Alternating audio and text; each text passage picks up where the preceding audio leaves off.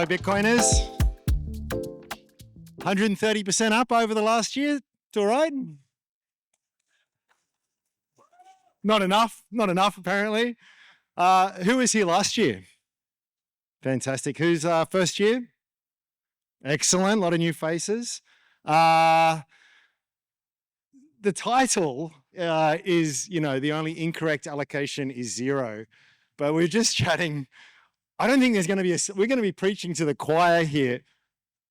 It's a safe space. Who is on 0? I don't think anyone's going to admit it. There you go. Well done. We'll change that, by the way. Who is it? There we go. The chorizo shop is no longer on 0. Oh, did you orange pill? Hey, round of applause. One person at a time. I love it. Let me go to the other end of the spectrum. Who's living on a Bitcoin standard? There we go. Okay. So we're somewhere between 0 and 100%. And we're going to try over the next half hour or so, try and sort of figure out where the proper allocation may be, and even if there is such a thing. So I'm going to start with you, Pete. I'm going to go nice and wide and open here. What is the correct allocation? It's a very tough question. So 3 decimal places, if you don't mind. And quite subjective. And I think the important thing about thinking about asset allocation, or what percentage, it really is a subjective term that you need to be comfortable with yourself. So as we looked around the room, there are people on 0, there are people on 100%, and neither of that is wrong for them. And it's a very subjective term that it's in my personal view. I think it's whatever you're comfortable with. And then this is where I hope that we can explore some topics together to explain what are the current risks with maybe some of the other investments that are out there, and compare that to what it looks like when Bitcoin's in the portfolio, because that therein lies the real question I think that we all have to face or address at some point in time. I love that answer too. And I think no matter what the asset is, it is the allocation is going to be a function of your understanding and your conviction. And something like, 40 or 50% allocation in anything is going to sound very reckless, but is it that reckless if it's something that you fundamentally understand and have an extraordinarily high degree of conviction in? Otherwise, the risk is, Buffett calls it diversification, right? You spread your money everywhere, but you protect yourself from the downside. You also protect yourself from the upside as well. So there's a correct middle ground in there. Luke, what do you reckon is the correct allocation? Similarly, I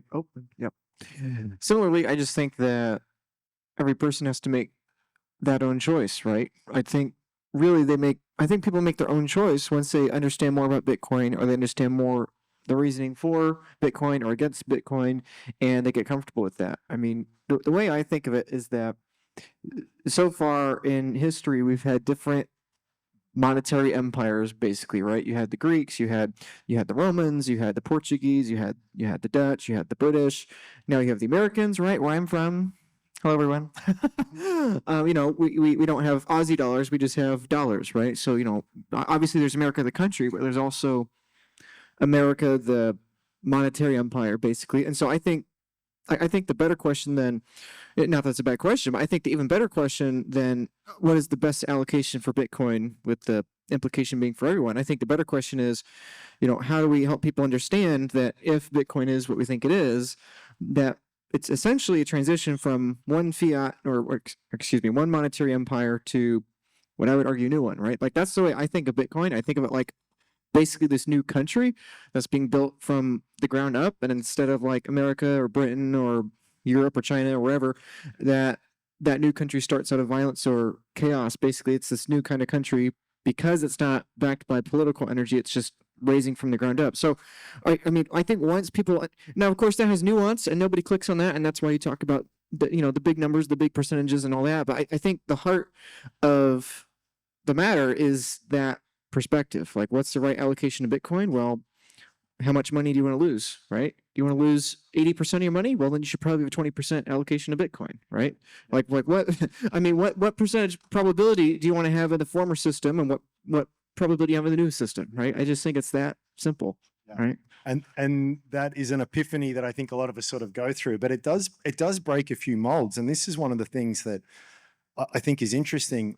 An investor will typically should try and make a capital allocation decision through the lens of risk versus reward. I mean, if we've got two equivalent investments in terms of their return potential, but one's twice as likely to lose your money, I mean, which one are you going to go for? And I think when you first come to Bitcoin, or at least me from a traditional finance background, you recognize that it's risky, supplanting volatility for risk, which is a rookie error. But you think, well, I'll still do that because the return potential is there. I'd argue it's one of the biggest asymmetric investment opportunities ever, frankly. But then I've gone full circle and I've gone, actually, this breaks the mold, because I think once you really start to grasp this thing, it's actually the lowest risk investment, but the highest return potential. And that, I mean, I wouldn't say that in any other setting except this one, because it's going to paint you as a crazy person. But Pete, do you think am I off on that, or what do you think? Tell me I'm right. You are right. And sadly, I feel the same way. And I think as Bitcoiners, what we look to when we're doing our research, and I'm sure we've all spent hundreds, if not thousands of hours to be here now, and we are all searching for the silver bullet, which unwinds our proposition in our heads and our thesis of why this is what we think it is. And sadly, I'm yet to find it, but I'm welcoming anyone who can talk me out of it. But I think about this, and I look at Bitcoin in clients' portfolios in context to an asset allocation per asset. And so if we quickly run through that, and this is where I think the numbers get quite high very quickly, even for the non-converted. And this is where, if we use a typical portfolio, maybe not a typical portfolio, but a portfolio that everyone would be familiar with, which is the Future Fund. Now, they've got a whole host of investments in there, predominantly stocks, a large amount of private equity, alternative assets, which is that classification. And last time I checked, which is a little while ago now, but they had nearly a 40% allocation to alternative assets. And I look at that and I think, well, that in itself is a very sort of left of skew portfolio allocation. And I think when constructing a portfolio for a client, you want to look at this and you think, okay, well, Bitcoin would be considered an alternative asset. So immediately that needs to go into the bucket for alternative assets. But in thinking about that, and how we construct this, my risk tolerance for a client is to think, well, this is the best alternative investment I've ever seen, and on a risk-adjusted basis, probably deserves a weighting of close to 50% of that alternative asset bucket. But in thinking about how to implement that, that's another thing. And so when you talk through with clients the asset allocation per bucket, you say, okay, well, for alternative assets, a 50% weighting to that should be that. Now, we're not as aggressive as most in traditional finance when it comes to, say, a future fund weighting of 40% in alternatives. It's more like 25%. So immediately you're at 12.5% allocation. Now, that's not palatable for someone who doesn't understand Bitcoin, but theoretically, I can get engagement and agreement to say, oh, well, that seems like a fair and sensible way to allocate to Bitcoin. But then you run across the rest of the assets or investments that you've got available. You look at bonds in the last 2022, 2023 calendar years. They had the worst years they've had since inception, or 240 Aren't years. they risk-free? Well, if you use the accounting principles that, the GAAP accounting principles will tell you, yes, they're risk-free, so you can load up on leverage. That's what led to a lot of the bank closures in the US that we saw, the regional bank crisis we saw in March last year. Personally, I don't think it's risk-free, even though the government will tell you it's risk-free. And therein lies the paradox that, this risk-free return really isn't risk-free at all, and it costs you a lot of money. And we haven't had any, real returns in the bond market probably since pre-2008. So we're paying the government for the privilege of, spending our money for us. Madness. Hey, Luke, so what do you think?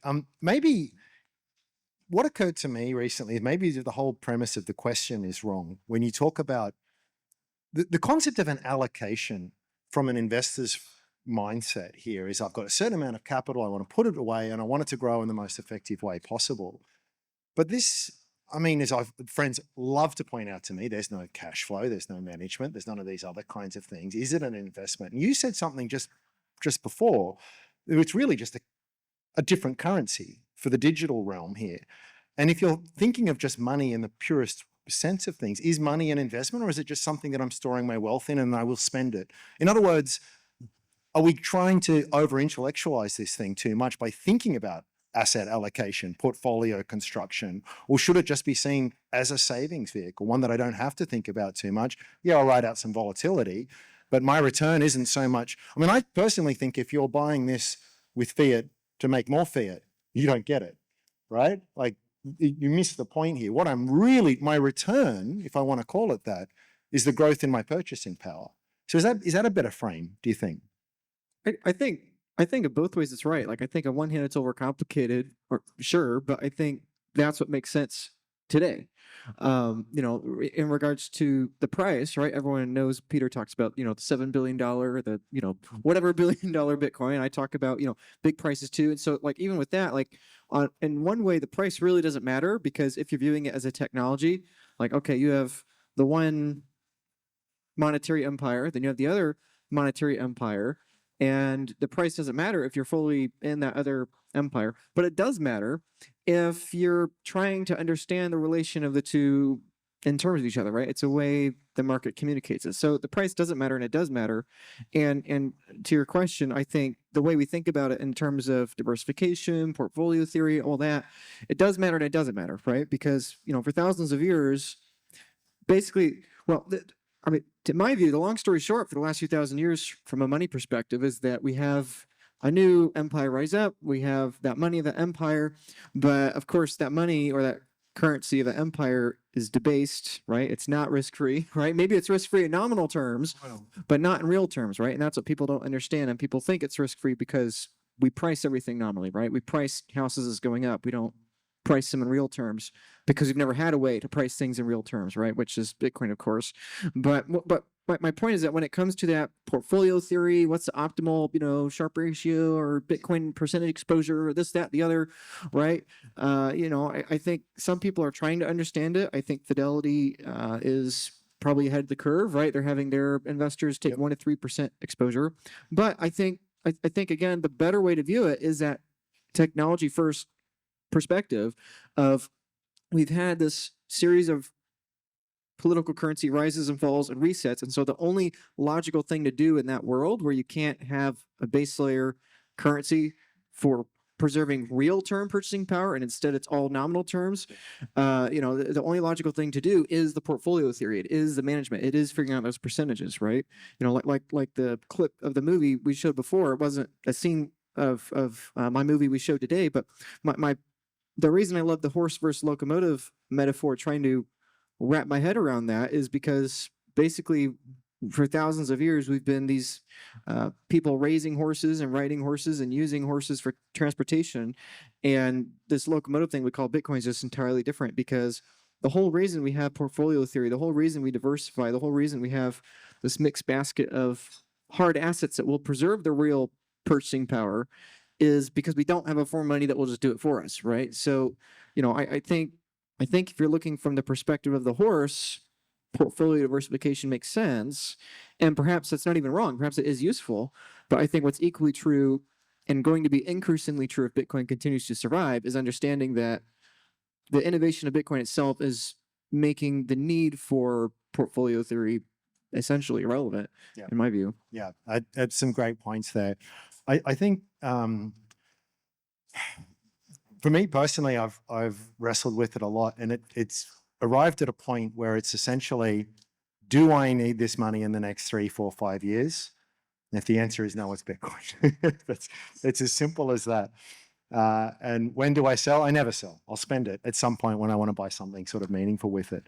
And there's a wonderful liberating feeling that sort of comes with that, where you don't have to over-intellectualize it. It's sort of too much. Pete, so the reality with it, though, is that it is a wily beast. It's a slippery hog, as the blue-collar Bitcoin boys like to say, which I've loved that. It's volatile. Well, we can't hide from that. I mean, what else would it be? Something that's, bootstrapping from zero, like it is and will be for some time. So how does that play into it? I think everyone's read the Buffett letters. Everyone knows that, volatility isn't risk. Volatility is actually opportunity, good assets at cheap prices. You get it, right? It's really easy intellectually, but it's diabolically. Everyone's going to back up the truck because I work in the equity markets, right? So when that stock drops 50%, I'm going to back up the truck. Bullshit. You won't, because you'll be scared shitless. And not, this isn't me sort of saying, oh, well, I naturally would. No one does, right? And it's extraordinarily difficult to do that kind of stuff. So we have to accept the reality of our human frailties. So I guess what I'm asking here is within this idea of, allocating capital, how much do you think about volatility and informing, your conclusions? I think a very good place to start with anyone getting into Bitcoin is the presumption that whatever they invest will go to zero.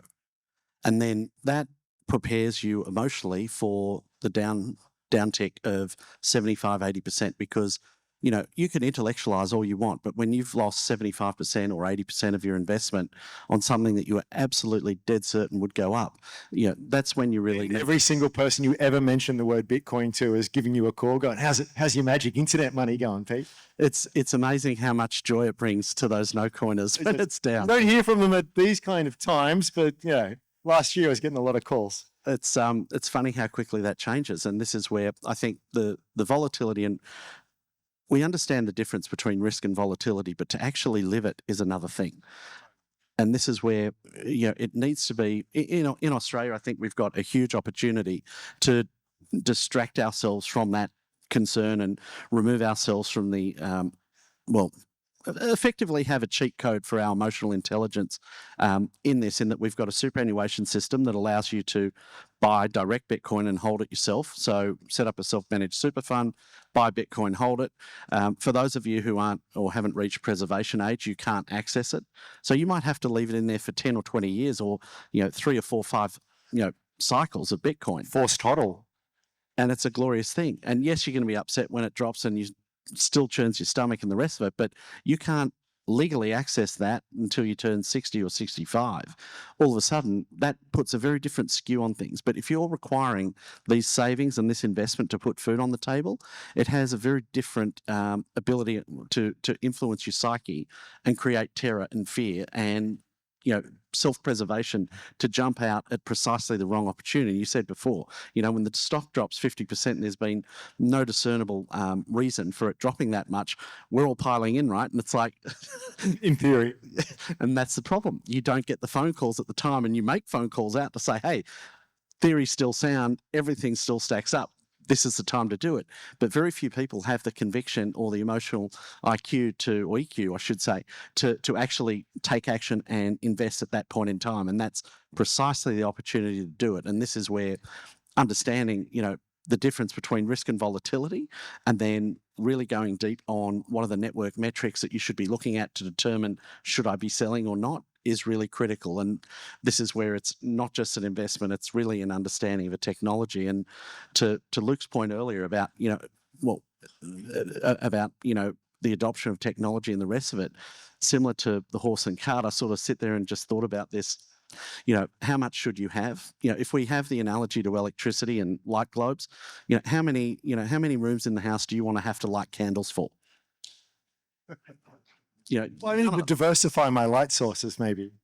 You should, maybe, if that's how you feel about it. And this is where, to everyone in the room, you do you. And there are so many wonderful resources now to help get educated. And I, credit Luke for all of his work in doing that and getting people down the rabbit hole that, there's nothing that's beyond the reach of your fingertips to really understand about Bitcoin now. So there really is no excuse. And this is where I've got a couple of conversations lined up in the next week or two. We're talking to relatively wealthy families who have known about Bitcoin for years. They've got friends and family around Bitcoin, but they haven't taken action to do that. And there's just a lack of intellectual curiosity or rigor and almost laziness around, looking at the best investment that has ever been. And the interesting thing is, a lot of people get a unit bias with this. They think and look at it and think it's over 100,000 Aussie or circa 70,000 USD, and they think they've missed the boat.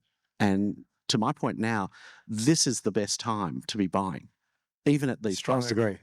because we now have it de-risked dramatically to where it was at, say, $3 or $10 or 300. It's the best risk adjusted return proposition at this point in time. I think what people, we all look back at the early years, right, and go, oh, I could have bought it for $100 and woulda, coulda, should. I mean, hindsight's 2020. The reality is, it wasn't as sure a thing then as it is now. So the price is a lot higher. To your point, just to expand on that, but the risk is, I mean, we've now got the ETF, we've now got the FASB, we've now got the likes of Larry Fink singing its praises, and all of these kinds of things that make it, yeah, it's more expensive, but it's de-risked a hell of a lot as well. And so I think that's the thing that people miss. When was the best time to buy Fortescue Metal shares? Well, when they were 3 cents. Yeah, but at 3 cents, it was a speculator over in the middle of WA digging holes in the ground, hoping to hit it right. It wasn't obviously the Fortescue Metals that we know it as today. And so I think that's the message that I would hit with people who feel as though they're too late. It's like, yeah, well, it would have been great to get it at $100, but the reality is today there are still hurdles, there are still challenges, but they're minuscule compared to where they were, 10 years ago, 5 years ago, even. Sorry, I cut you off there, Pete. Did you want to finish your point? No, I was just thinking we need to think about that. So welcome. I'm happy. Thank you. Yeah, Sorry. if I could add to that, I think Peter made a really good point about EQ versus IQ, and that gets to your question about volatility. But I think the important thing to understand with the volatility is that, again, if we're in the horse world or we're in the candlelight world, then volatility is really important, because your goal is to basically create a proxy form of Bitcoin, right? Create something that's going to preserve its purchasing power in real terms, because yes, your political currency will preserve its purchasing power in nominal terms indefinitely 100%, which means 0% chance it preserves purchasing power in real terms. And so I guess my point with the EQ is that really, that's the only reason volatility in my mind matters. The only thing that matters from an IQ, let's say, perspective is that end result. Do you think in 50 years we're going to have a world with candlelight or a world with a light bulb, right? And so if all you know is candlelight and all you've had for hundreds and hundreds of years is candlelight, then you say, yeah, it's probably really low chance, right? Tungsten's really expensive. How are we going to have all these glass bulbs, have a vacuum seal? That's really expensive. It's not convenient. Who's going to put wires on their house? That's dangerous. You can get killed by that, right? It's insane, right? And the path from I have all candles in my house today to the light bulb is very volatile. But I think when people click on the videos or click on the posts or want to hear about number go up or volatility this or that, whatever, they're really craving certainty. And I think the reality is that neither is certain, right? Maybe we're going to progress to the light bulb or the locomotive. Maybe we're going to stay at the candlelight and the horse. But I mean, to me, this gets to the question of what percentage do I have of Bitcoin? It's like, I encourage people when they're asking this from themselves is to think, okay, let's say, we have today. Okay, let's say something comes out in the next few minutes here and there's some hack in Bitcoin, right? And something's going to start coming apart. Within a couple of weeks, the miners are going offline. Within, let's say, 6 months, Bitcoin's completely collapses, completely worthless, right? Okay, let's say that's a possibility. And then let's also take the other perspective, being that, okay, and this gets to the whole you're not too late thing, is roughly how many sats are there issued on Bitcoin's network per day per human being today, right? This upcoming cycle, right? I mean, how many sats? 5. That's what it is. Right? It's 5.6. 5.6 satoshis per human per day this halving cycle. I mean, let's take that scenario, right? Where I'm from in the States, there's 220 to whatever $trillion unfunded liabilities. That's like $1.2 million a person. I mean, if we just think that through, the other perspective of, okay, let's say something happens today, Jerome Powell comes out, government smash buying Bitcoin, and then we start some sort of feedback loop. In the course of 6 months, the full monetary regime's transitioned from candles to light bulbs, right? I mean, to me, if I just look at those two, like, okay, both those are really volatile in one direction or the other, but what personal risk do I want to have exposed in each of those, right? And so the whole get off zero mantra and why it's so exciting to see people, or most people hear off zero, is that when you get off zero, you're admitting, I'm not certain which way this is going to end up, but I am certain I don't want to have 100% certainty in the former and a 0% probability ladder, right? And of course, once you start learning and you start exploring the possibilities, you realize the even though I think neither of those is going to happen, let alone that fast, I think when people stop worrying about the volatility in the short term and trying to project some sort of emotional certainty, and they instead realize either this is going to happen or that's going to happen, right? Either we're going to stay at the candlelight or we're going to advance to the light bulb. Either the American dollar system is going to continue to be the current monetary empire, or someday it's not. And if it's not, what's it going to be? I mean, I think when people take it that binary and then they make a personal, emotional, IQ, EQ, risk-adjusted choice of where they want to put their energy, I mean, to me, that's the way I like to think about it. And volatility is just the emotion in between. I love that. You said something there as well, which was interesting. I mean, this thinking about volatility, this might be a good problem that everyone in this room will have to deal with in the future, which is you'll be called lucky. It's as we look at a lot of earlier people and sort of, well, you were lucky, you got early. And I sort of say, fuck off, if I can use that word. You earned that. I mean, one of the biggest regrets I've ever had as an investor in equities is not the one that went down 50% or 80%. The one that keeps you up at night is the one that you doubled your money on. And the reason it keeps you up at night is because you look at it today and it would have been 10x. And here I am, the genius who locked in a profit at this level. And it's just sort of like, so if half of this is true and you're looking at something, I don't know, 7 billion, what I love about people, you can be like off by an order of magnitude and I'm still in, right? Like it's sort of directionally I'm with you, right? But I guess the point is that that's not going to be a straight line. You're going to have to go through these periods of resisting the urge to sell. And that, again, everyone's like, I can do that. And yeah, bullshit. I guarantee you, when you start looking at this balance, and it's going to get harder and harder. I'm not saying that you shouldn't, by the way. Money is there to be spent and improve your quality of life. But it is going to be hard. And it's also going to be a real test of character, the period that we've just sort of been through. So, you'll earn every cent. And the other thing I wanted to mention in terms of the allocation is that I don't know if anyone's done any work around expected value or Kelly criteria. And there's some ideas that are used for people to try and work out allocations. And the thing that I find fascinating with Bitcoin is that, and the urging I have to all my friends is go 1%. For God's sake, what's the worst that's going to happen here, right? 0, to your point.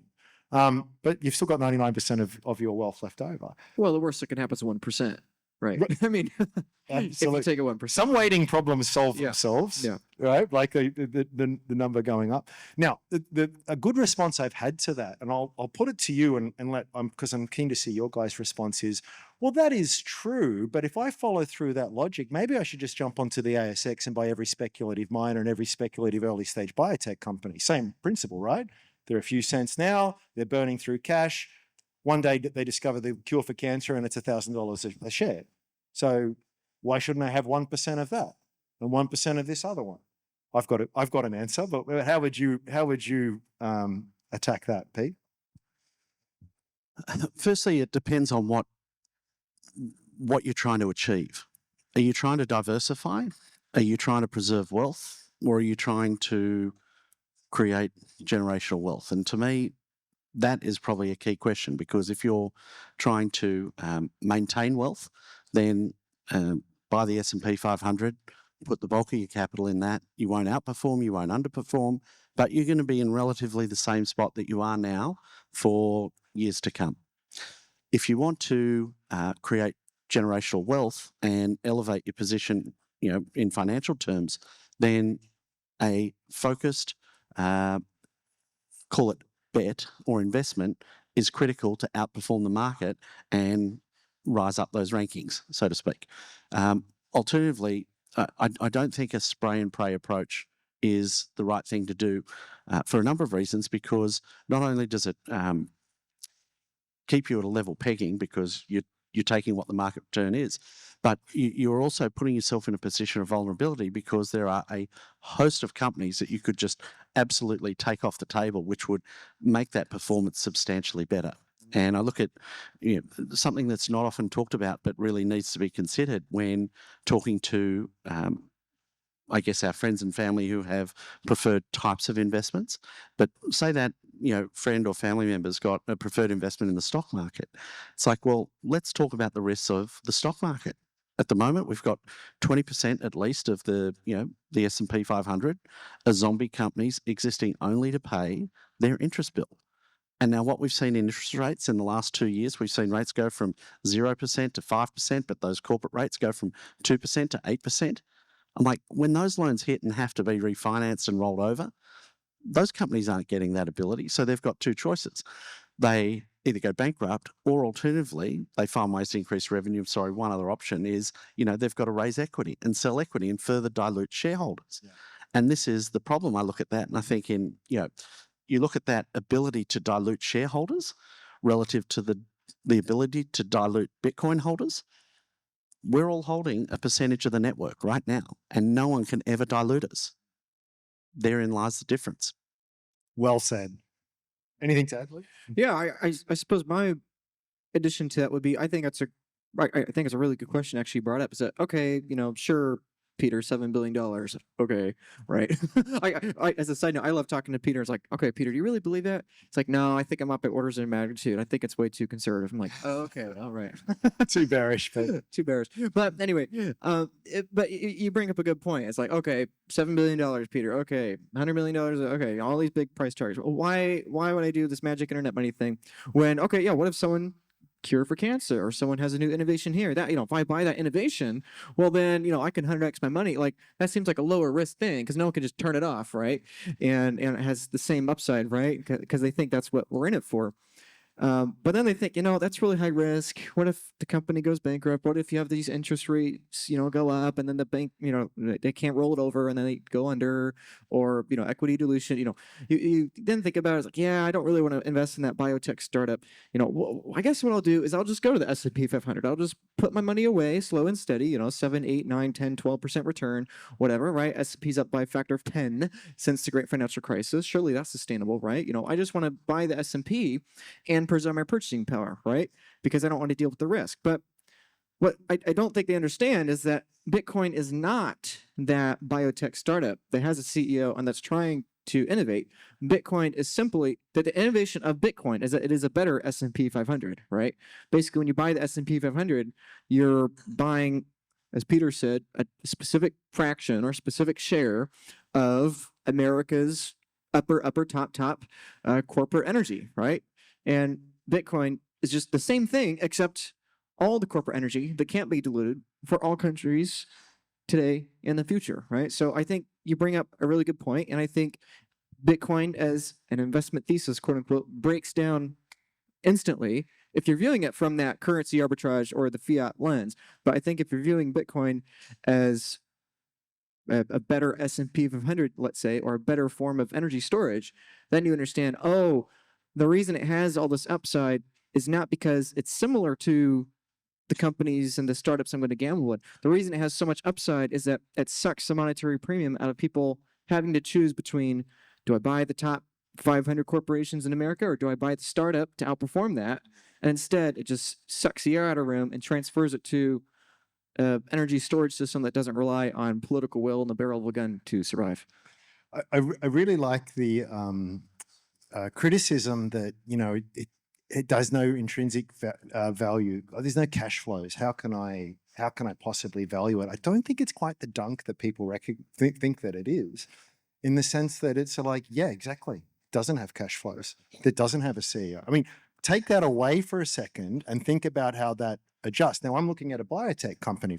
Go with the example from before. I have to know whether the people running it are ethical. I have to have a good grasp of medical science, what the commercialization pathway looks like, whether the funding is there in place, whether capital markets are going to be accommodative. It is hard work. It is really, really hard work.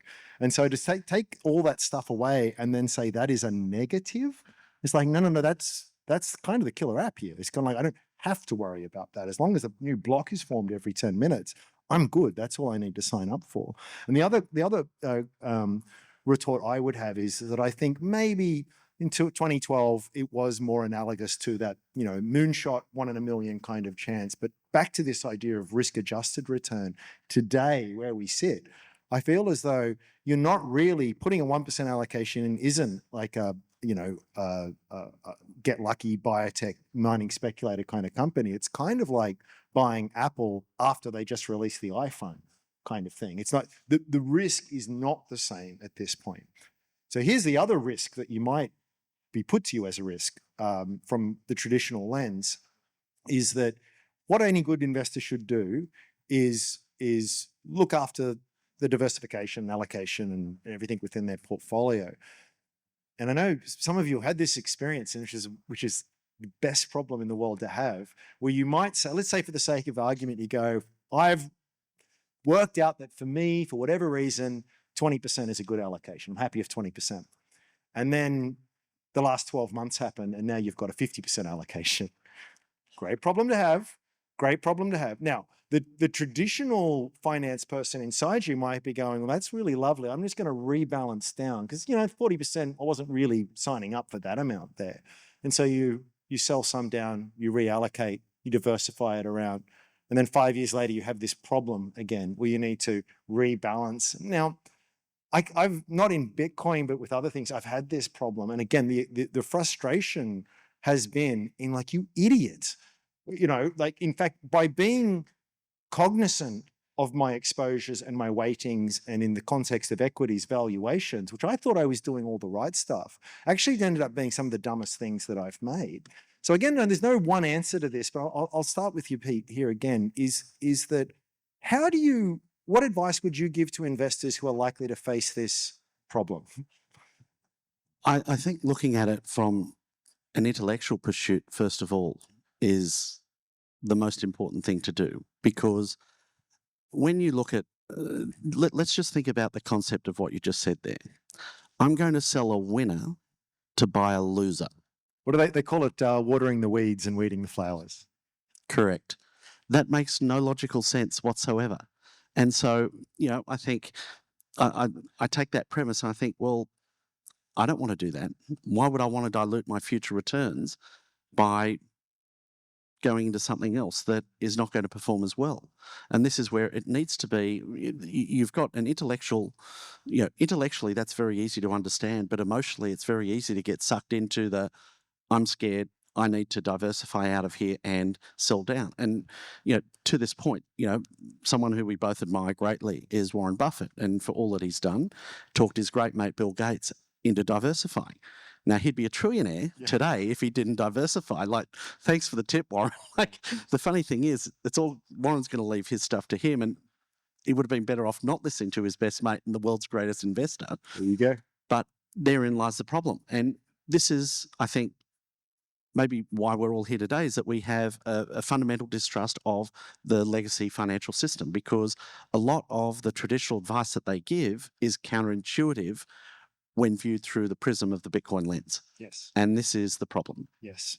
Luke. Well, I agree. It's counterintuitive, right? Like, again, if you're viewing it from the candlelight horse or fiat American empire political currency unit system, and you just described like, oh, wow, I had a 25% allocation. Now it's a 50% allocation because Bitcoin doubled. Like, wow, okay, I've been listening to these Bitcoiners. I guess that's pretty good, but I should get back down to 25% because that's what I'm more comfortable with. And maybe they should. Maybe maybe them doing that is going to prevent them selling it all when it goes even higher, it doubles again, and they have 100% or really 50%. But anyway, it's true. It's correct. You want to sell and have that. If your goal is to create that proxy Bitcoin where you have a diversification and mixed basket of assets, preserving their real purchasing power. But if you view it from the Bitcoin angle or the locomotive angle, it's not that, oh, Bitcoin went from a 25% to a 50% because it doubled. I had a 75% exposure to the political currency assets, the fiat assets. Now I only have a 50% exposure. Oh, wait a second. Bitcoin didn't double. My political currency assets fell by a third. So I want to sell more Bitcoin for those. I mean, that's the mind. Like Peter said, it's counterintuitive, right? And that's my perspective. And both are true from within each system. But I think that penny to drop for most people is many years away. I think we're so early that most people are yet to begin that 1% allocation, but then they turn into a 5% allocation, that then they get to 25% allocation. It's a problem, isn't it? Yeah, and then it'll double to 50%. Then they'll sell it back because they'll do what seems intuitive, right? And then maybe 3, 4, 5 years later, then they'll finally understand what they've done. They're, oh, wait a second, I'm not trying to get as many dollars as I can. I'm trying to save as many sats as I can, as much Bitcoin as I can. And so That's an excellent framing.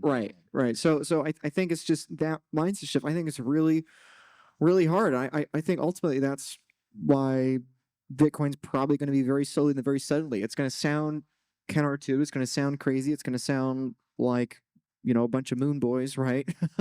Being ridiculous until the moment people internalize it, realize it, and see enough of the herd thinking that way, that gets over the emotional difficulty of beginning to think that way, right? And I think, as one final point, I think that's why people here in Australia or in other countries I've been, I think understand Bitcoin faster than Americans, is because even more so than here in Australia, but like in Africa, Latin America, they're already thinking in 2, maybe even 3 different currencies, right? If you're in Ethiopia doing business with someone in Kenya and you're pricing everything in terms of dollars, well, adding one more currency, that's a much there's a lot less unlearning that has to be done compared to Americans, where literally the whole life they've only priced in dollars, and they haven't been forced to think that way. And so it'll probably be very slow until you're forced to think that way, and you realize, oh, I shouldn't reduce my 50% to a 25% allocation, because that proves the point. Bitcoin's repricing everything else I own. That clock is timing down so quickly. So I think one of the other things that I want to touch on here, which breaks my brain a little bit, we touched a little bit on it last year on this stage, Pete, is that when you're coming from a traditional investing lens, whether it's property or shares or anything like that, you have this inverse relationship between price and value. So whatever this building is worth today, it's got some kind of value. We could probably reasonably, somewhat objectively arrive at a number that seems about right based on cash flows, et cetera, et cetera. Let's say we come up with a number that we're all happy with there.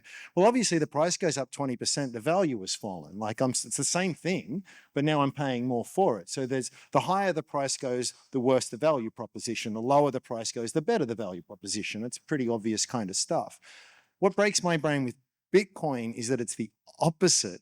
And you were the person I didn't know there was a name for it. And I've heard Samson Mao recently refer to it, the Veblen good, which is a bizarre idea that actually, no, as the price goes up, the value proposition increases. And so that's something else that's just going to break, I think, the brain of any, when you think about that, because it's again, I can go and buy NVIDIA, right? Great company.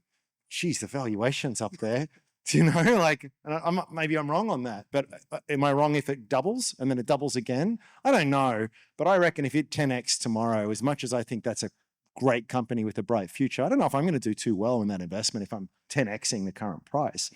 If I 10x Bitcoin just for the intellectual exercise, well, now I've got a network that can carry a lot more volume. It can do a lot more trade. It can facilitate, it is useful to far more people. So back when it was $100 a coin, I mean, there's no country on earth that's going to be, dealing with that in terms of their central bank balance sheet. It's not going to hold the capacity. So does that break the model? I'll start with you first on this one, Luke. The fact that something can get more valuable as it goes up, to me, is just...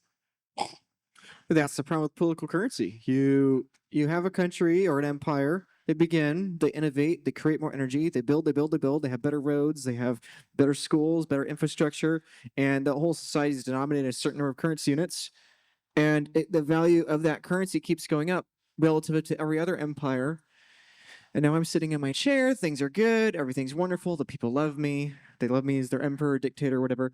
Well, I'll just create some more money, right? Because I can, right? I'll just dilute, right? And so your point with Bitcoin is that the whole the whole point of Bitcoin is that you can't do that. And so the larger it grows, the more secure it becomes. I mean, we literally have a satellite outside, working with or excuse me, a dish outside working with a satellite on radio waves with Bitcoin, right? So I mean, literally, it's so tiny, and yet it's already the world's 9th largest asset. It's already so secure, with the internet or radio waves, and all the nodes, everything being hyper conservative in protecting it. And so, I think the best way to frame it is that Bitcoin is not an NVIDIA or an Apple or an Amazon, where the larger they get, the greater incentive the CEOs have to dilute the shares, or the greater incentive other companies are going to be to take away the market share, or like the biotech company from earlier, right? If they make an invention, that's great. They'll skyrocket in value until someone else makes it cheaper, faster, better a little bit.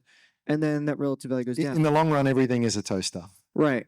So anyway, I mean, to me, it's like, yes, I think it's just comparing it. Is Bitcoin Amazon or NVIDIA, or is Bitcoin the internet or the light bulb or the wheel or something like that? Fire. Or fire, right? Like if you're viewing it and that's a really important question. I think once people realize it's the latter, not the former, I think that's when they realize, oh, the higher Bitcoin goes, the higher potential upside it goes, right? I mean, Hal Finney in 2009, I think it was a week after the Genesis block, talked about a $10 million Bitcoin. I believe it was the first price prediction for Bitcoin ever. At least it's the first one I've ever found. Bitcoin did not have a price for 18 months. It wasn't even a cent for 18 months. He's talking about $10 million Bitcoin. If it, takes over and has a significant, I mean, here today, now we're joking about $7 billion Bitcoin. But I think, people in 10, 20, 30 years are going to laugh at us like, Peter Dunworth, Luke Broyles were on stage talking about, when there were only 5 sats a day issued on Bitcoin's network per person, there was $1.5 million of, they only thought 7 billion. Like, these guys were idiots, right? So, I mean, I think that's how it's going to be, that the higher Bitcoin's upside goes, the higher the probability that it is this monetary empire that's not going to get underdone by an emperor, Nicely said. Yeah.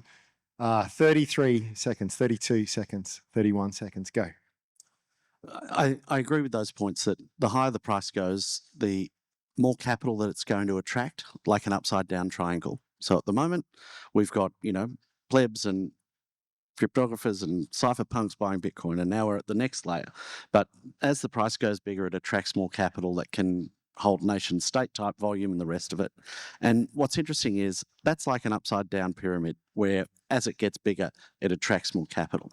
At the same time that the supply is a standard pyramid where the base, most of the supply is gone. And by the time the big boys come with billions, trillions of dollars to buy, there's only going to be very few sats at the pinnacle of that pyramid. So I love that. And then, look, very final thought here for me is that if you feel uncomfortable or that people are smirking at you behind your back whenever you talk about Bitcoin, and they are, even if you don't know it, lean into that. Lean into that. And I can tell you from any other domain in investing, if you're saying something and everyone is nodding, there's no alpha. Like you get it. I don't have to convince you that Apple is a worthwhile company, right? I might have had to convince you a lot harder 20 years ago. So the fact that we're at that stage where it is a little bit awkward is kind of the price you pay for the bigger upside potential. Once you can talk about it to your grandma and she's like, oh yeah, of course, you idiot. I'm 100% in. And she's got laser eyes on her profile. It's too late. It's too late. So lean into it, and a round of applause for the guys. Thank you.